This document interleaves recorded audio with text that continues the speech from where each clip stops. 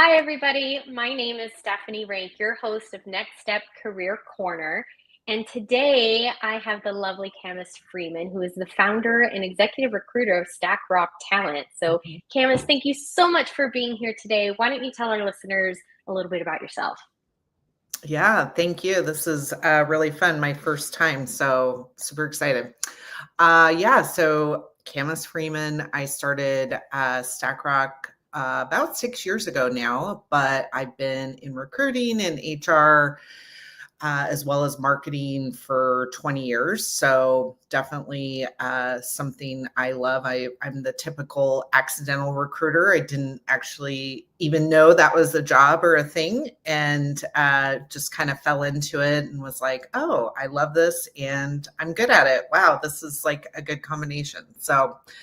And we work with companies all over the country as well as Canada. And primarily we're in manufacturing, tech, and construction are kind of our biggest buckets. Very nice. Very Yeah. nice.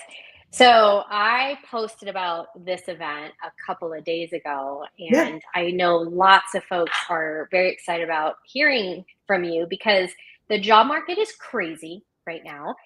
And I also think there's Yeah. some misconceptions about recruiters because the way Mhm. I describe it is they're internal recruiters who work for a company, Right. and then they're external recruiters who have an agency that are working for the companies, but they're looking for candidates. Is that correct? Yes, absolutely. Yeah. Yeah. So agency recruiter, third party recruiter, outside recruiter are some kind of common terms for it's just really outsourced recruiting for a company. Perfect. Yeah. Okay. So let's talk about how we can help job seekers stand out because they say hundreds of applications can come through for a role. So you're looking through these resumes, you're using AI, ATS, whatever it is. How do job seekers stand out in that process? Yeah, I mean, couple ways, maybe more than a couple ways, but obviously just cold applying to a job may not be the best way. I mean, people do get through that way, but as you said, there's hundreds of people applying. And so I think some things that people have done to us or whatever that really stand out to me are not only just maybe applying for a role that they see, but they're connecting with us, they're following our content, they're commenting on our posts, they're making themselves known in a positive, non-stalkerish way, right? They're adding value or participating in what we're doing, and it makes them memorable, right? And they're kind of taking those extra steps. And that's kind of like in addition to the things everyone should be doing is making sure your LinkedIn profile is up to par, like working with someone like you, like it is dialed in, you have everything, because I always say, make it as easy as possible for the recruiter to align you with the job that you're applying for them with, right? Like, don't make me work hard. I don't want to sift through everything to try and interpret it. Like you make it exactly what it would mean to me to make it as easy as possible. And I think those are the things that often stand out from candidates, that it just is quick to connect them, potentially to think about them for that role. The other thing, of course, is the ABCs of recruiting or job search, which is always be connecting. Your network is your most valuable resource, and getting those warm introductions. If someone is recommending someone to me that I know, I mean, it's definitely going to make them stand out. Or I think, okay, if that person's recommending, they already kind of have that trust factor there. So those are just kind of a few things that I think about when people can stand out. So what I heard was social media engagement, correct? Yeah. Yep. So are we thinking just LinkedIn, or are you thinking as well the more Yeah. popular Instagram, Facebook? I mean, I think for me, it's LinkedIn. That's if you're in a professional role, right? That's where I'm going to be. And it's not everybody feels comfortable, creating posts or creating content, and that's fine. But adding value to someone else's post, or following a company, understanding what they're doing in that company, and being able to add value to some post or something that's happening, can make them stand out. All right. So LinkedIn engagement, having a targeted LinkedIn profile as well, because we don't want to make you work harder to connect the dots. Right. That's great. No, that's super great. When I talk to clients for the first time, I tell them that LinkedIn is just as important as the resume, because they usually think resume. I need a resume. That's all I need. I'm like, Yes. no, you need a LinkedIn profile, to network, to really get to know the community, those warm introductions, and then of course recruiters. You're crawling that platform to find candidates. Right. Exactly. Yeah. I just had a conversation yesterday with a gentleman, and my he there wasn't enough like in his about summary, and there's just a lot you can do from a keyword perspective, from a marketing perspective. This is really your self-marketing tool, that we all can see. And so use it to the best of what's available, which is a lot. There's so much, available now to help you market yourself. Right, right, absolutely. So on the opposite side, so Mhm. engagement is super important to stand out. What mistakes do job seekers make? What are the biggest ones that you see? Yeah, I mean, I think right on the other side of that is just applying and doing nothing else, right? And they're like, well, I've applied to 200 jobs and I've got nothing. And so my question is always, what else? What else have you done? Have you connected with, figured out, do you know anybody at that company? Is there, so I think just that on the job search side, just cold applying to jobs online only is definitely, not the best way to get into where your goal is, which is getting a job. Right, right. Okay, networking. That's what I'm hearing is networking, getting your LinkedIn profile Yes, updated. I feel so validated. yes, That's yes. awesome. Great. Yeah. So it's more, the resume is important, don't get me wrong, but there's so much more we can do besides just clicking easy apply on LinkedIn, right? Absolutely. Yeah. Okay. Now, I think there's a lot of misconceptions when it comes to recruiters and what they can do for a client. So, Mhm. how do you set expectations for folks that are working with recruiters? Yeah, so from a candidate perspective, I mean, companies are hiring us, right? Not candidates. But my thing is always you just never know. I never know when opportunities are come up, right? I mean, I've placed people that I met 15 years ago, and I've placed people that I met a few days ago, right? And so I think it's the long game, not the short game. Don't wait to engage with recruiters until you need a job, because I never know when that time is going to be right. And so I think it's just really important to always keep that door open. Sometimes people say, "Oh, I never connect with recruiters. I'm happy at my job." And I said, "Well, you're happy now, but hey, what happens if they get bought out and things don't work?" I mean, there's all different kind of scenarios, and so I think just making sure that you're keeping those relationships open, and you never know, you might be able to refer a friend. Maybe it's not something for you right at that time, but yeah, that's all we do is connect with people every day, all day, in current roles, but also future potential roles, right? We're always looking at people also for companies we consistently work with. They may not have an opening right then, but if I'm like, okay, this person would be a fit at this company, we may be able to make an introduction, even if they don't have a role open, or there may be something down the road. Oh, I love that. I absolutely love that. Mhm.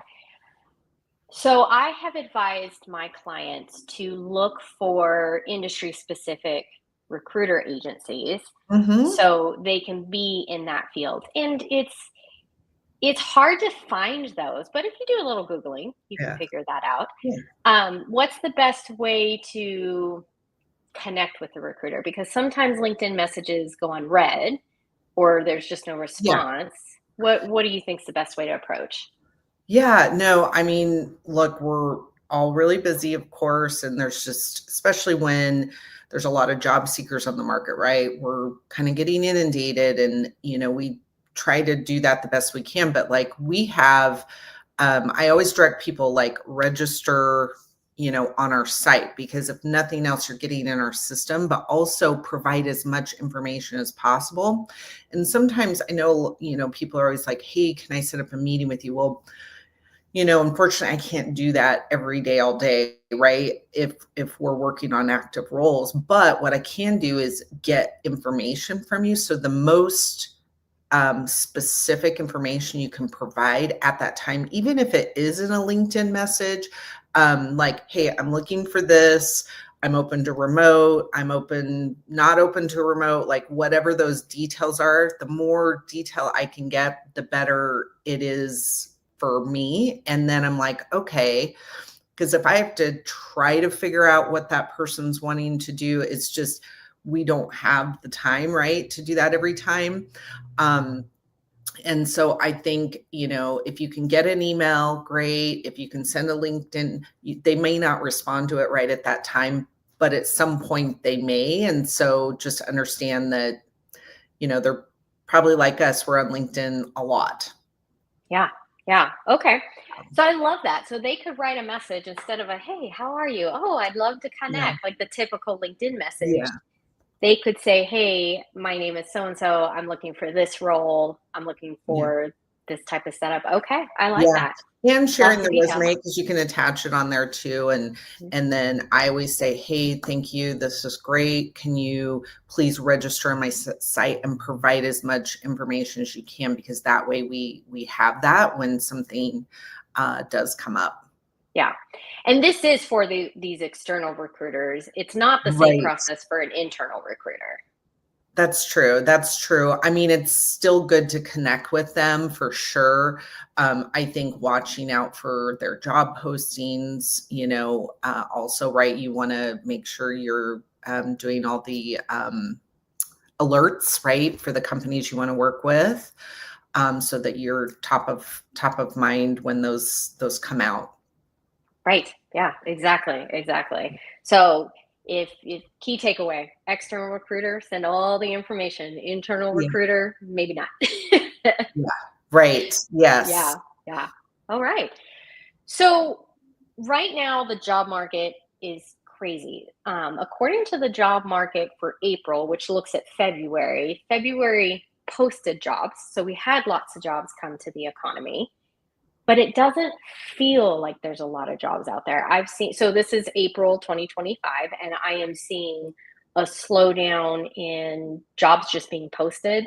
I'm seeing interview processes taking longer. Hmm. Companies, there's been layoffs, at least in our local area, there's been layoffs. There's been hiring freezes. So I'm seeing all of this happen. What are you seeing on your end? Hmm. Yeah, I mean, it's interesting. I was just talking to this the other day.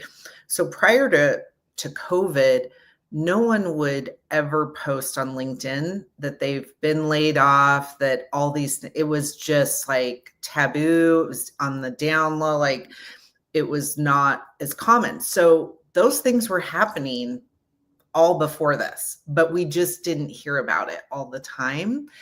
And so I don't know exactly what the date is, but I just looked at this recently because people ask me all the time. They're like, "Oh my gosh, the job," and I'm like, "Well, I don't know. To me, it's not that bad. There's still people hiring. There's still demand for workers. That I don't are there still people getting laid off? Yes, but that was also happening all the time. We just didn't hear about it as much, right?"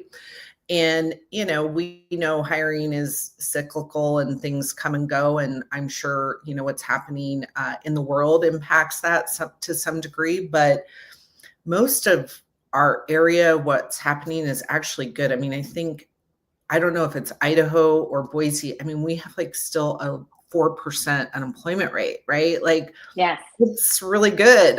It's actually really good. So I don't know what industries or what specifically, but it's still a good job market, and you still have to do the work. I think everyone's thinking about when there was that huge hiring after COVID, and it was like everyone was in demand. They had the pick of well, that was a very unique situation. That wasn't like that before, and it's not like that now. So we can't compare it to that kind of crazy spike we had, because that's not normal. That's fair. Are you seeing interview processes taking longer? That to me is always relative to the company we're working with. Mhm. The companies that have, dialed in hiring plans and processes, I mean, it's operating the same way. So for us, we're not seeing that. I haven't seen that change. Um, so it could be just indicative of, what's happening in the business insecurity, or it could just be maybe they don't have their processes dialed in. I don't know. I'm not seeing that personally, but it could be happening. Hey, that's good to hear because you're just as involved. And so, I mean, we're Yeah. both based in Boise, Idaho, but that's good, Yep. right? And you work nationwide, and so you're still Right. seeing opportunity, you're Yep. still seeing hiring. So that's good. That is a moment of hope then. That's great. Okay, so just keep trying. Oh, you talked about this cyclical season. So what I'm used to seeing is it's April. So starting May, it's going to slow down a little bit because summer months are generally slower for Yeah. hiring. And then we almost have a new year feeling, August, September. It's the new school year, and everybody's like, kids are back in school. Let's look for a job. Called the September surge. Yes, yes, Yeah. September surge. I love that. And then it dies off again come holidays. Yeah. And then it, I would say, never slow down, because if other people are slowing down, then you're still getting in front of, right? yes, I just yeah. think, I think from an expectation perspective, this is where, and maybe you see this too, there's just always like a misaligned expectation of what happens when you job search. They think okay, I'm going to go find a job and post jobs, and then why am I not getting a job? But the approach is really, it could take a long time, and it can take a long time.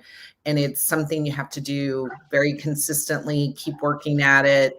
And even in the summer months when things slow down, you still keep doing it. Now, should you take breaks for mental health and all those things? Absolutely. Enjoy time with your family and stuff. But you can't slow down, because if you're doing all that pre-work in the summer and then September surge hits and you're top of mind because you've stayed in touch with all these people, that could really benefit you. Yeah. So it's like September through Thanksgiving is kind of the second push. It's January through April, May, and then September through Thanksgiving. So Yeah, I agree. That's exactly what I see with my clients.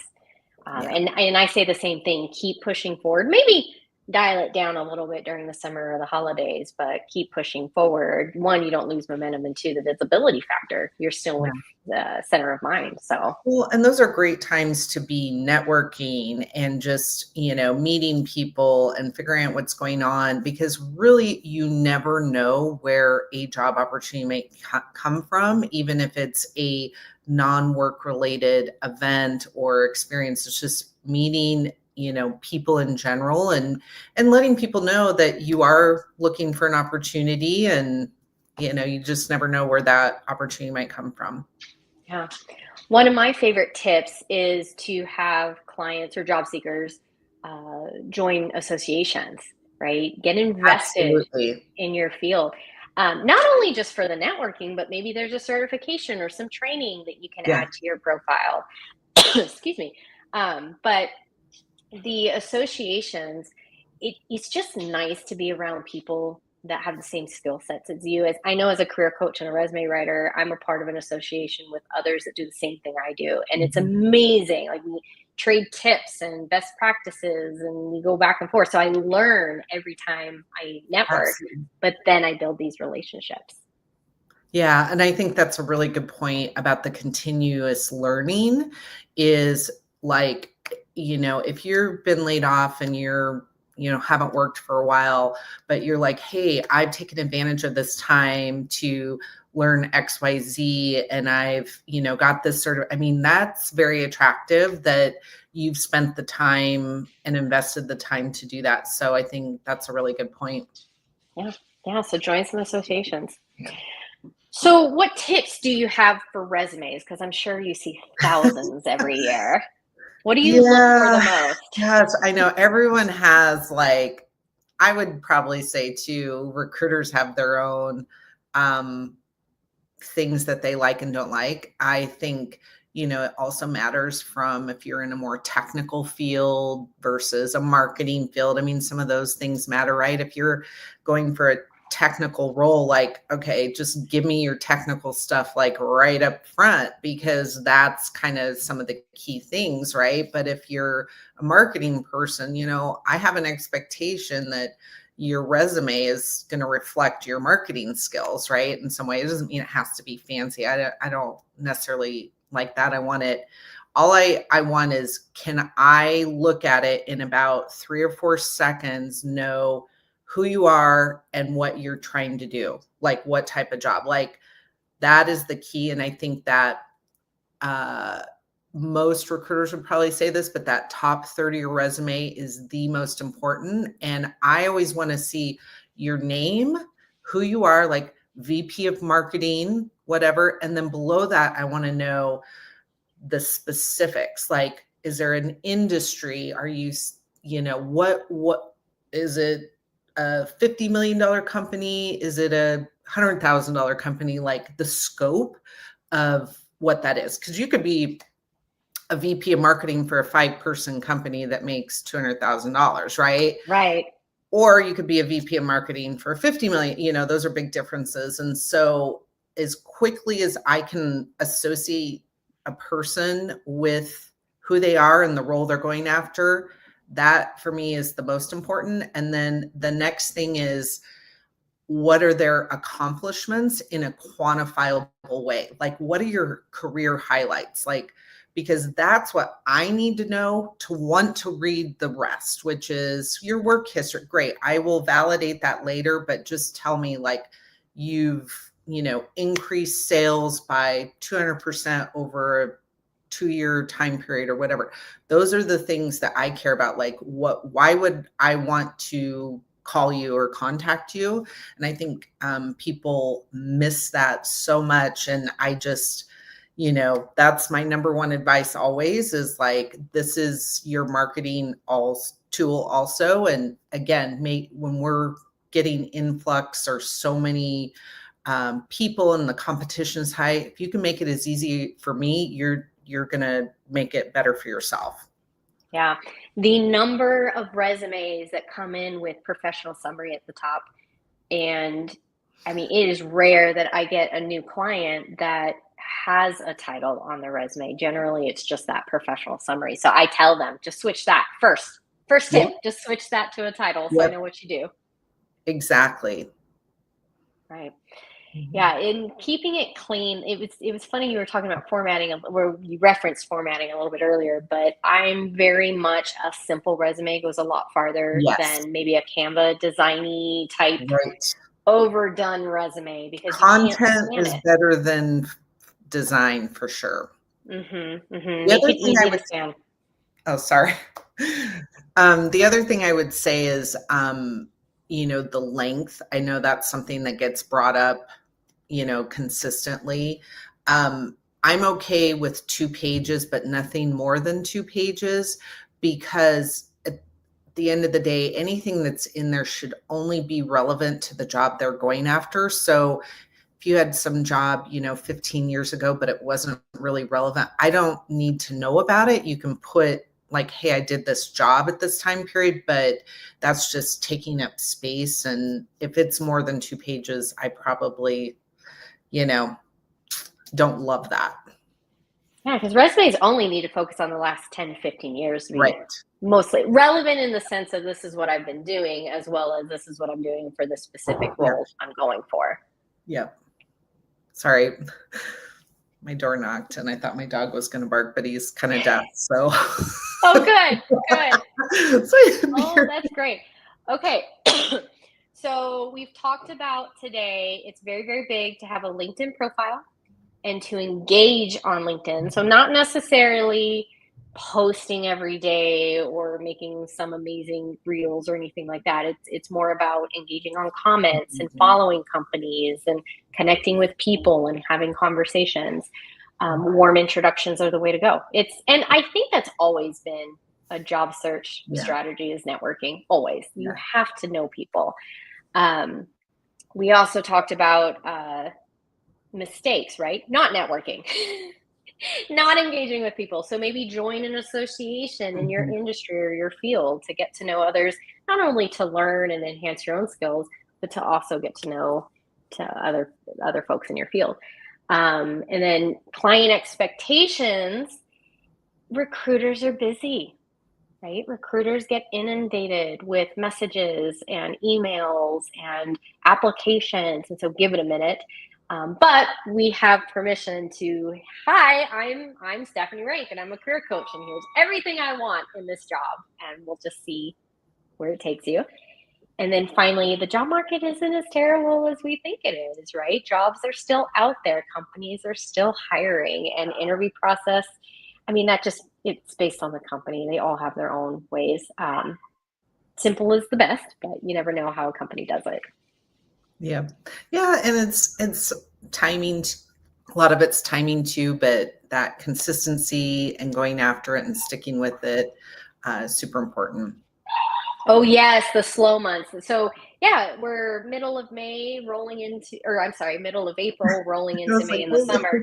I know, I just jump ahead.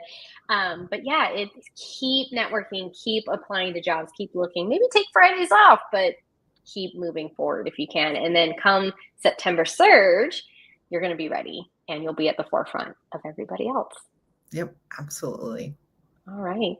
Well, Cammas, how can our folks reach you? LinkedIn. I mean, that's where I'm at. Yeah. So definitely connect, follow on LinkedIn, say hello.